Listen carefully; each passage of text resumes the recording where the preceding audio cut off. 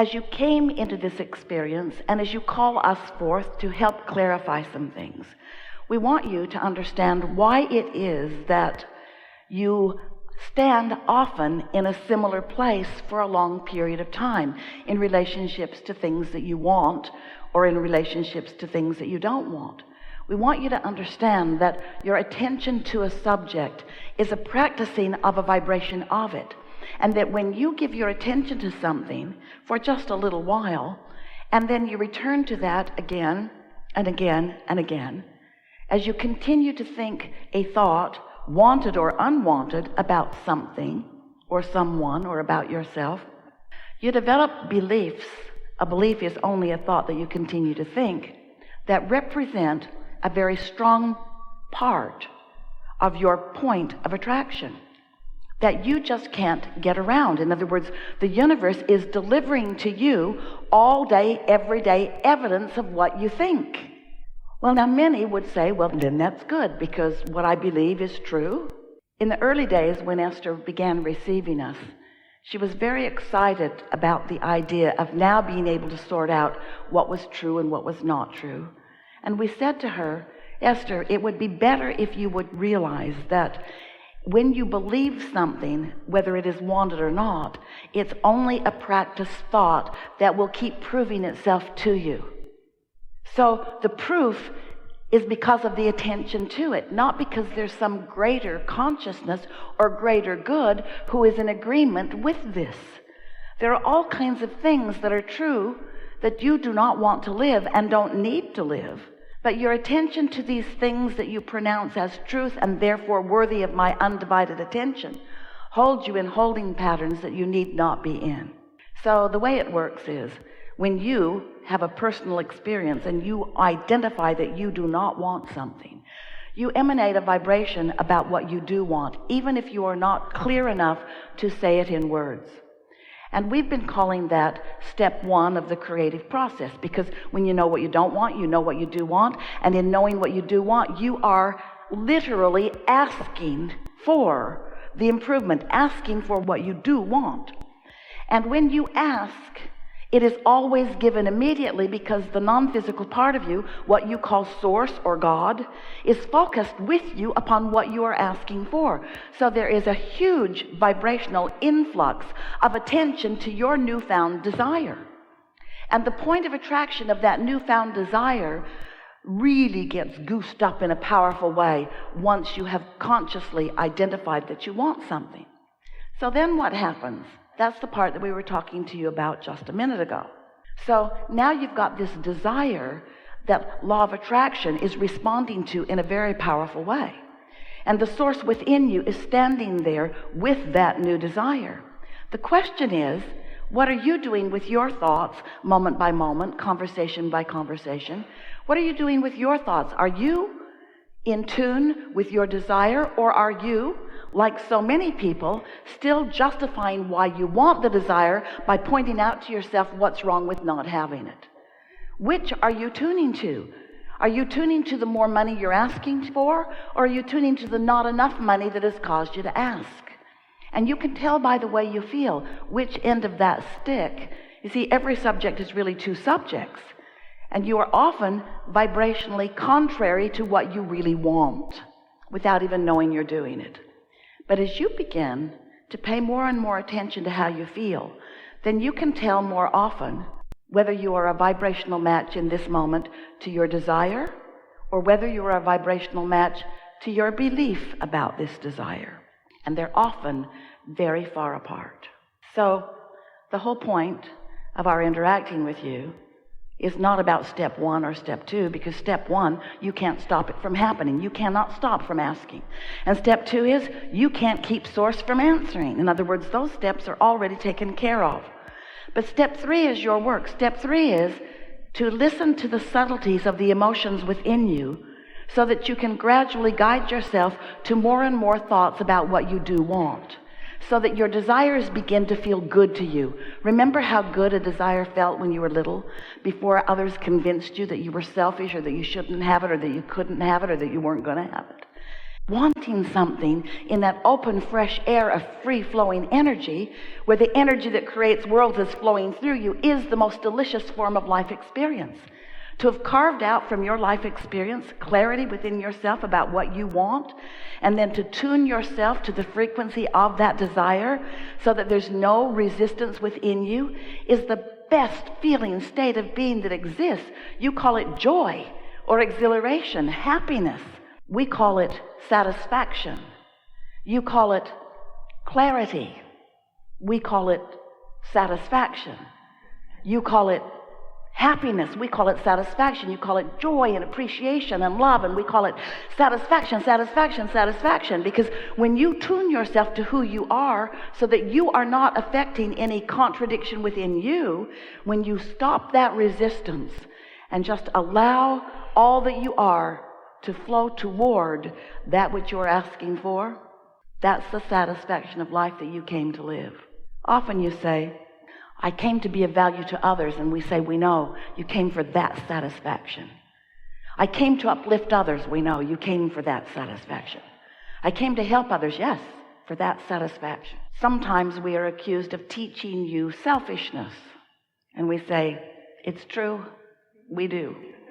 Because if you are not selfish enough to really care, in fact, nearly to only care about how you feel, then you will not figure out the subtleties of these energies, and you will not tune yourself to the wholeness of who you are.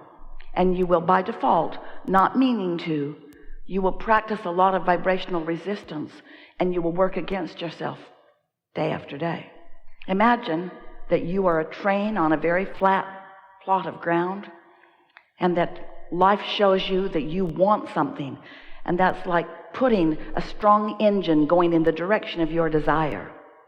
But then, when you think about your desire, you realize that you haven't accomplished it yet, or you remember that you haven't, or you think that you don't know anyone that really has, or you remember something that somebody told you about how you're not very good at that.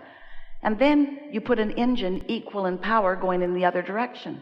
And then you want it more, and then you doubt it more, and then you want it more, and then you worry about it more. And so you keep piling up these engines going in opposition to each other, and you put a lot of tension on yourself as you want it as you want it but doubt it, as you want it but don't believe it, as you want it but face reality. And that's the thing that we really want to talk about, because this reality that you are observing is really old news. Because once something is manifested, a whole lot of energy has already been flowed about it. And so anything that you are currently looking at, hear this, we've not said this to anyone as clearly as we are about to say it to you. As you look at the current manifestation, and think about it, every moment is a current manifestation, isn't it? It's a manifestation where you're perceiving. It's a manifestation where you are acknowledging something that is. You're seeing it and hearing it and smelling it and tasting it and touching it. In every moment that you are doing that, you are launching new rockets of desire. In every moment, there is resistance that you are observing, which is giving you the basis for the continued evolution and expansion that is you. Did you follow that? In every moment that you're alive and awake and focused in this body, there's something happening that is putting new rockets of desires in the vibrational mix, but it is also new resistance in the mix that is you. So just being alive and in this body makes you prone, and we love you so much for this very thing, prone to dealing with resistance. You just can't help it. It's a good thing, not a bad thing. It's the platform from which desires are born. You knew it when you decided to come. You can't get out of it. Stop trying. It's just the way that it is. But you intended to spend a much smaller percentage focused in the now reality in the resistant phase. What you really intended to do is, once a desire was born, to give your mostly undivided attention to the new idea.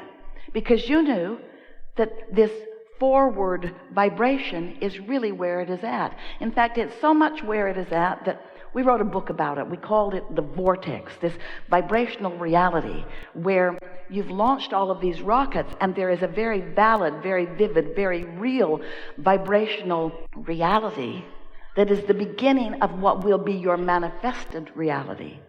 For example, if you don't have enough money and you want more money, and you don't have enough money and you want more money, and you don't have enough money and you want more money, you've created a vibrational fortune. And then you say, okay, Abraham, so how do I get it out of the vibration and into the bank? And we say, here's how. You tune to the vibrational frequency of the currency rather than to the vibration of the not enoughness that you may be living. It's about choosing which feels better, putting your words and attention and thoughts toward what feels better until you've practiced that vibration enough that there's a sort of flipping in your vibrational nature. It's like the tipping of a teeter-totter on a fulcrum where you find yourself feeling more prosperous than you formerly were feeling less prosperous.